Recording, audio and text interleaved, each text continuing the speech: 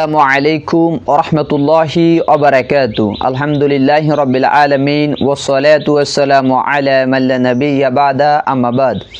সমস্ত প্রশংসা আল্লাহ সুবহানাহু ওয়া তাআলার জন্য, দুরূদ এবং সালাম বর্ষিত হোক প্রিয় রাসূল মুহাম্মদ সাল্লাল্লাহু আলাইহি ওয়াসাল্লামের উপর।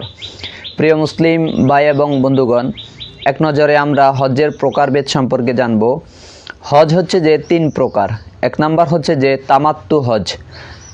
তামাত্তু হজ হচ্ছে যে মিকাত থেকে উমরার এহরাম বাঁধবেন প্রথমে, উমরার কার্যক্রম করার পরে 8 জিলহজ থেকে তিনি হজ্জের কার্যক্রম করবেন এবং শেষে তিনি কোরবানি করবেন, এবং এই হজ হচ্ছে উত্তম হজ।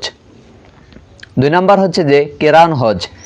কেরান হজ হচ্ছে যে মিকাত থেকে তিনি উমরা এবং হজ্জের একসাথে তিনি এহরাম বাঁধবেন এবং উমরার কার্যক্রম করার পরে তিনি হজ্জের কার্যক্রম করবেন এবং কোরবানির দিন পর্যন্ত তিনি এহরাম অবস্থায় থাকবেন, পরে তিনি কোরবানি করবেন।